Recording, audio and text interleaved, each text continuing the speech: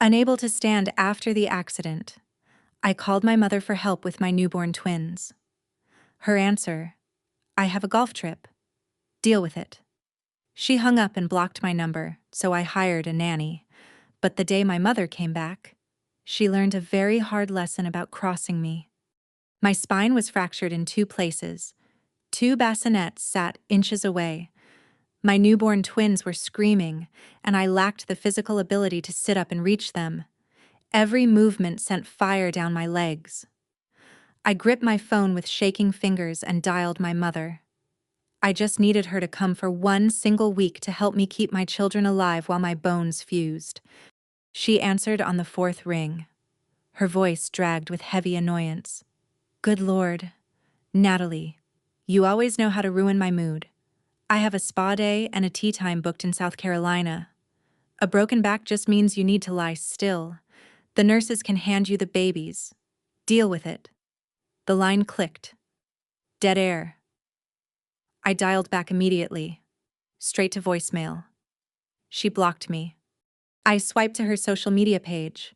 A fresh photo sat at the top of my feed, uploaded moments before I called. She posed on a manicured golf green, wearing a bright smile. The caption stared right back at me, escaping the family drama. I locked my jaw. The realization hit me hard. I was completely on my own. If I broke down, my children would suffer. I shoved the panic down and locked it tight. They rolled me out of the hospital 3 days later. A 29-year-old insurance claims coordinator, strapped into a wheelchair, balancing 2 infants in my lap. My apartment used to be my sanctuary. Now, it was a concrete trap. The doorways were too narrow. The kitchen counters towered out of reach. The first night alone stripped me down. At 2 in the morning, the twins' cries pierced the dark. I grabbed the mattress, dragging my dead weight upright, and tried to pull myself up to the bassinet. The surgical staples in my back stretched.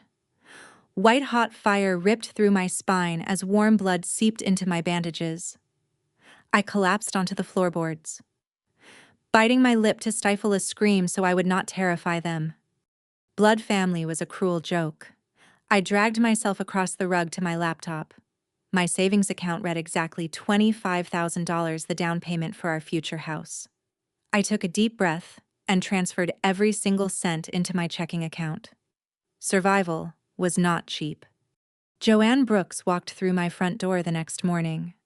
She took one look at my blood-seeping shirt and the crying infants, nodded, and took over the chaos. Within 2 hours, both babies were bathed, fed, and sleeping soundly.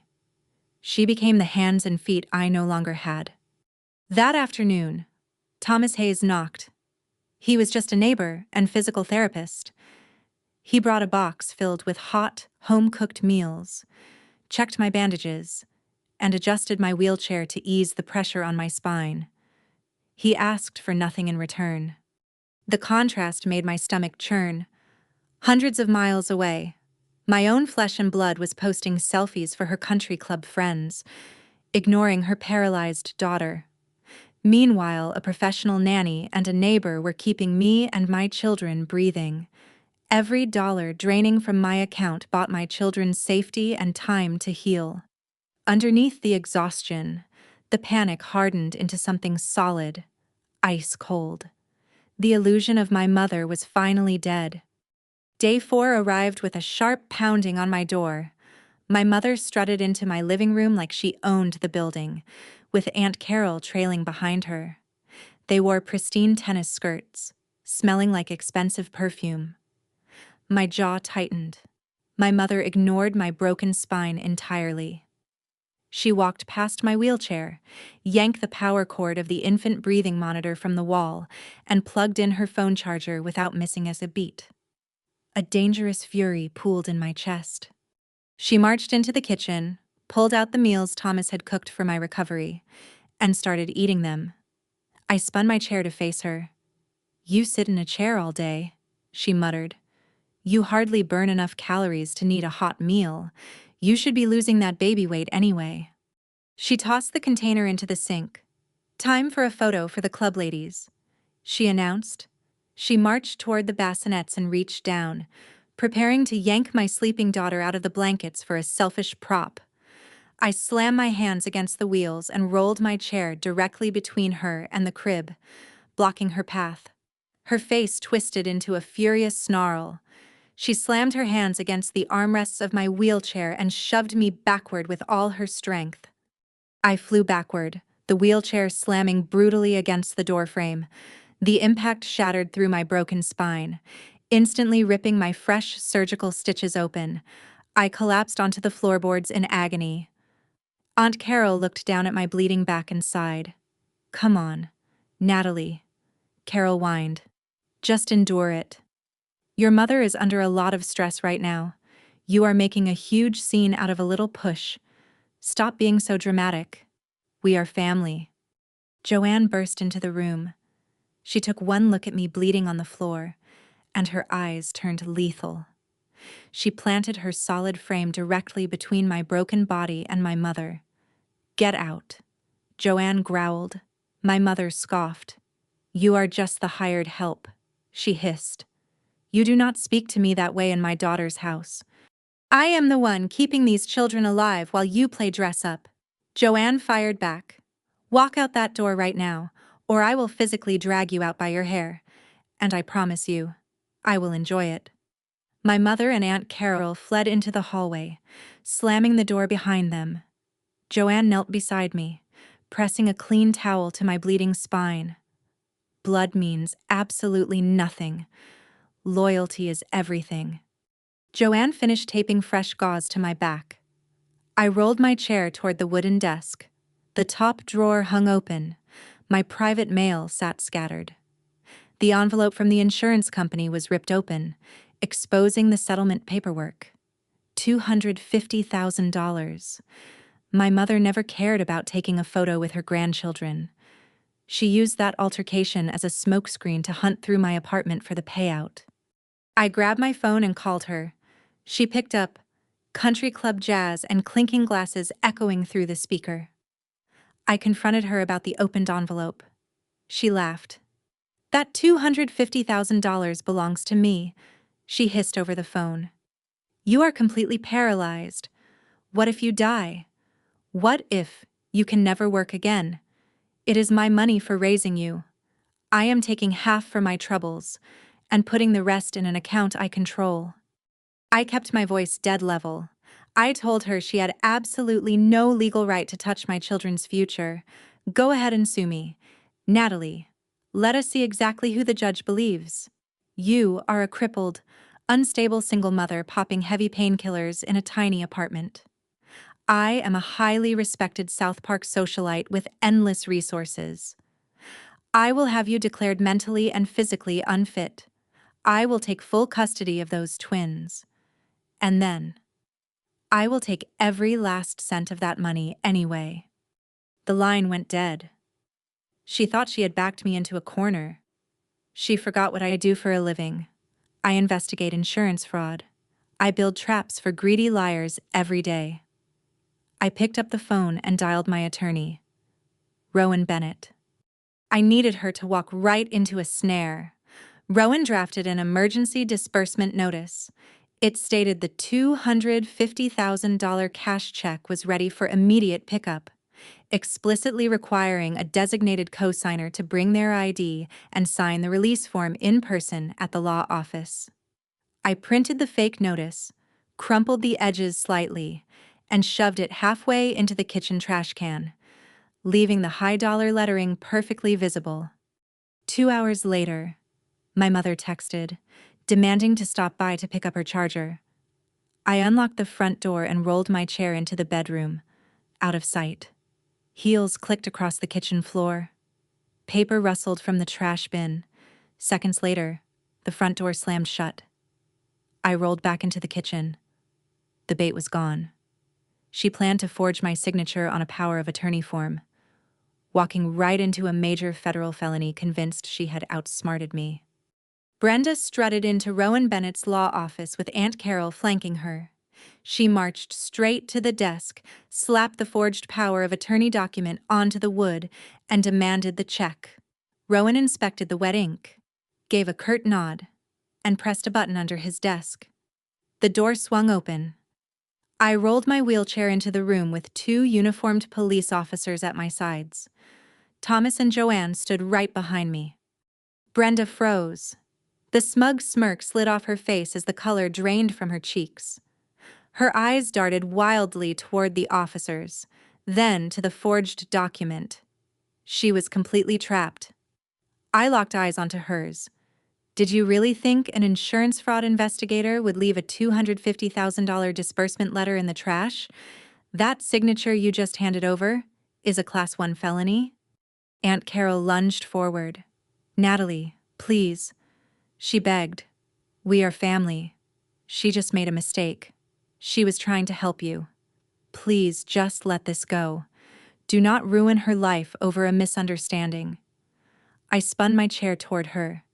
Family, when she shoved me into a wall and ripped my stitches open. You stood there and told me to endure it. Endure this. Carol. Open your mouth one more time, and I will instruct these officers to arrest you right now as an accessory to fraud. Carol scrambled backward against the wall, shrinking into the corner and utterly abandoning her sister. Handcuffs clicked loudly around Brenda's wrists. She thrashed and shrieked, cursing my name as the officers dragged her out into the hallway. I handed Rowan a formal fraud risk notification, complete with her arrest report. He mailed it directly to the South Park Country Club. Within 24 hours, Brenda was permanently blacklisted. Her socialite life was completely annihilated. The settlement went straight into a trust for my twins. Later that evening, Thomas warmed bottles while Joanne rocked my daughter to sleep. The biological rot was surgically removed from my life. I watched them laugh across the room. My real family was right here. The judge sentenced Brenda Carter to 6 years in the state penitentiary for felony forgery and identity theft. The court ordered full restitution of $45,000 to cover my legal and medical bills. The local news ran a segment on the arrest, and the South Park Country Club formally revoked her membership, removing her name from the donor wall. Her massive suburban house went into foreclosure. She lost the stolen money, her freedom, and her pristine social reputation. 8 months later, I received a letter from the state correctional facility. Brenda wrote 4 pages blaming her lawyers. She wrote, I am still your mother, Natalie. I did all of this to protect the family assets. You need to contact the judge and drop the civil suit. A year ago, this would have sent my heart racing. Today, I felt absolutely nothing. I fed the letter straight into the kitchen shredder. Later that week, Aunt Carol left a weeping voicemail, begging me to put money into Brenda's commissary account. I deleted it and blocked her number. My life looks entirely different now. The wheelchair sits folded up in a closet while I walk with a sturdy cane. Thomas stands at the kitchen island baking fresh bread while my 2-year-old twins chase each other. Joanne sits on the sofa, sipping tea and laughing. We eat dinner together every Sunday evening. There is no waiting for the next cruel insult. We share just warmth, absolute safety, and deep respect. I drained $25,000 and suffered a broken back to find out what real love actually looks like. I would pay that exact price all over again. I used to think survival meant enduring the people who hurt you simply because you share a last name. I was completely wrong. Narcissists do not view your vulnerability as a call for help. They view it as an opportunity to strike. They calculate how to extract money from your wounds, weaponizing your gratitude against you. Then, you have the enablers. They beg you to quietly endure abuse to keep the family together. Enablers are just cowards dressed up as peacemakers. They use you as a meat shield so they never have to face the abuser's wrath themselves. Demanding a victim tolerate abuse is an act of abuse itself. Rule number 1. Blood is a biological accident. Loyalty is a conscious choice. The people who share your DNA can leave you paralyzed on a cold floor, while strangers build a fortress around you. True family consists of the people who show up when you have nothing left to give. Rule number 2. Enablers are just abusers in polite clothing. Cutting them off requires the exact same ruthlessness. They will always try to drag you back into the cage. Rule number 3. Never negotiate with someone who uses your pain as leverage. Sometimes, you have to watch the police drag your own mother away to secure your survival. Narcissists only respect cold, hard consequences. They will never respect your boundaries until you enforce them with a sledgehammer. Take a hard look at the people at your dinner table. If you were paralyzed tomorrow, who would spoon-feed you and who would steal the food off your plate? Do not wait until you are trapped in a wheelchair to find out. Burn the toxic bridges and let the fire light your way forward. Share this story if you have ever had to cut off toxic family to save your life.